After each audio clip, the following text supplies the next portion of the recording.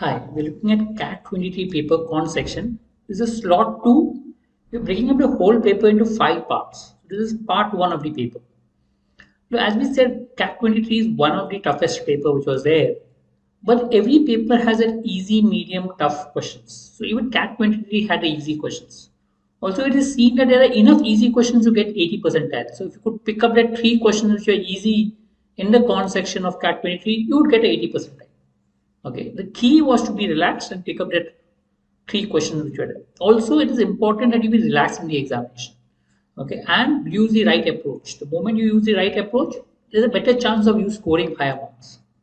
So we'll take up a few questions today and see how to go about solving these questions as such. One of the questions, variables A, B, M, N, be natural numbers such as A is more than 1, B is more than 1. Now you should sometimes know moment you see the question what to do. You need A raised to M, B raised to N. That means we need to factorize this. Okay, break it up into A raised to M, B raised to N. And secondly, they said largest possible value of N minus M. So we want N largest value and we want M smallest value. So two things that are there. So let's start with this. So 144, if I look at it, 144 is 12 square. 12 square is 2 square into 3, which is nothing but 2 raised to 4 into 3 square. Substituting out here, you will get the whole value as 2 raised to 4 into 3 square whole raised to 145, which is nothing but 2 raised to 5. If I multiply this by 4, 145, 290, 580 into 3 raised to 290. I want maximum value of N. If I want maximum value of N, possible is 580. So I can take B as 2 and N as 580. That's the maximum value. And on minimum value of M. Minimum value of M is, I can take it as 1. I can just take this whole value as A. Okay, and I can take M as 1. Right? I can take this whole value as A. So basically we're talking about B is 2, N is 580. Here you will realize A is 3 raised to 290 and M is 1. So the maximum value will be N minus M will be 580 minus 1, which is 579. That's the answer.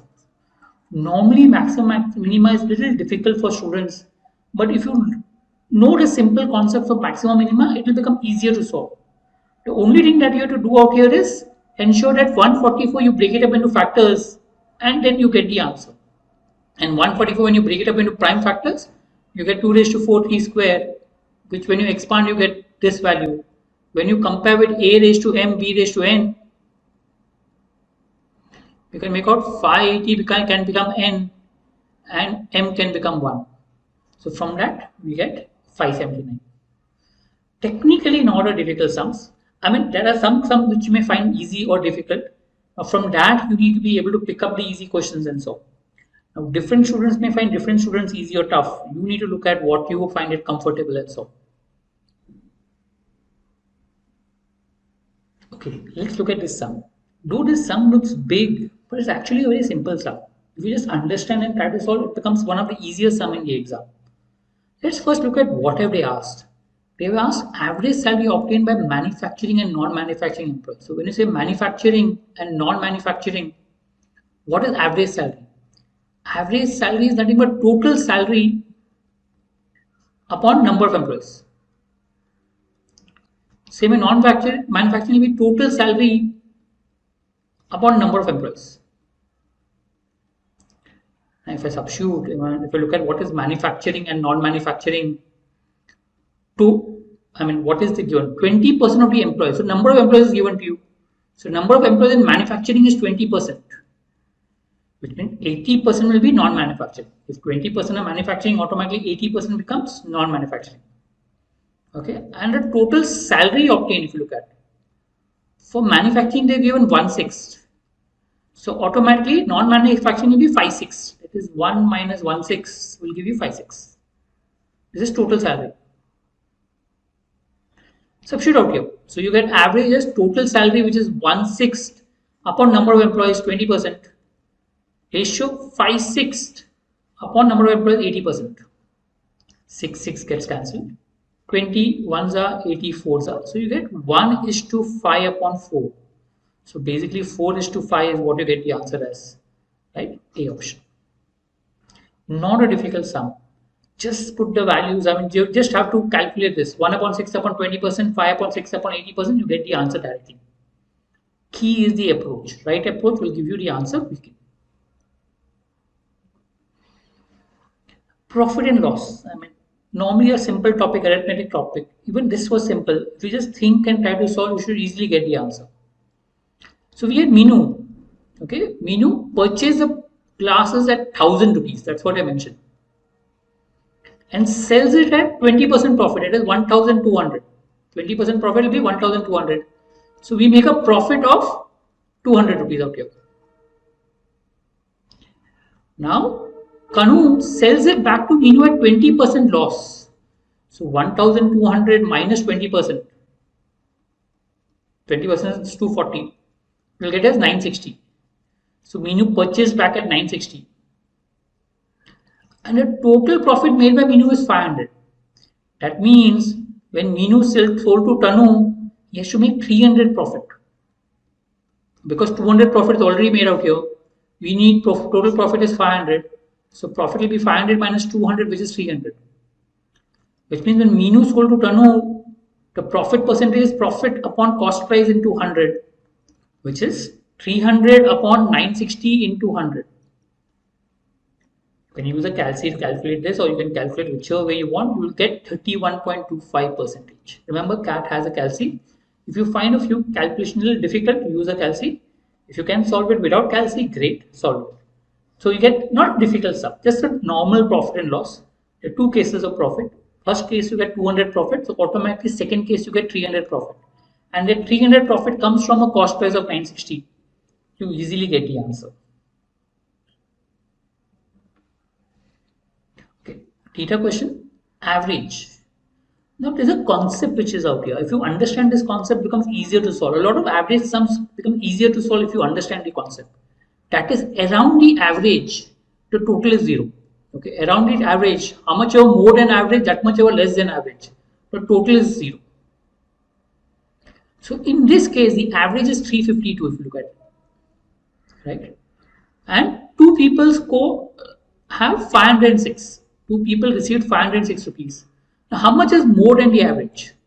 If you look at two people received 154 more than the average, which means they received 308 more than the average. I mean, as I said, average, how much ever more than the average, that much less than the average. We know average is 352. From the two people received 506. So each of them received 154 more than the average, which is 308. So the rest of them must have received less than the average. How much they received? They received 330, which is 22 less than the average. 22 into, let's say, X number of people. Now this 22 into X number of people should be equal to 308. Or X will be 308 upon 22, which if you calculate becomes 14. You want total number of people. Total number of people become these 14 plus these 2. 14 plus 2, which will give you 16. 16 is the answer. If you understand the approach, I mean, this approach is useful in DILR sums as well as Quant. If you understand this approach, it becomes easier to solve. That around the average total is 0. We saw how much it is more than the average. Two people scoring 506 is 308 more than the average. Because each one would have scored 506 minus 150 minus 352, which is 154 more than the average, each one. So two people scored 308 more than the average. The rest of them scored 22 less than the average, 352 minus 330. Do they said, in the question they have mentioned that scored less than or equal to 330, but because we want maximum number of people, we take equal to 330. Because if you take less than 330, you will get less than that. So 22 into X is equal to 308. So automatically you solve X will be equal to 14. You can use the formula if you want. I mean, basically you have n number of people, 352. Okay. If I have let's say 2 people, 506, and n minus 2 people, 330. Okay, this is what I need total. And technically, if I take this equal, I should get the value of n as 14 or 16, and I'll get the answer. If I solve this by equation, I'll get n as 16. To get maximum value, understand, maximum number of possible people, my value that is 330 has to be as close to average as possible. And that would give you more number of people as such. Right? Solve this equation, you get the answer. So key to understand simple approaches like this around the average total is 0. Also, if you look at this, CAT paper had a lot of some on maximum minimum. So it's important to be comfortable with the concept of maximum minimum. Normally in the past, maximum minimum was not a very important concept or average. Every question is maximum minimum. But in this CAT paper specifically, the weightage for maximum minimum has improved drastically. And therefore you need to be comfortable with that topic. I hope it is clear. We'll come up with more videos that will help you to understand, how to solve CAT 23 paper. But the key, as you understand, is there were easy sums in the exam. Key is to pick up those three easy sums to get 80 percentile. And it was possible as far as the exam paper is concerned. Thank you.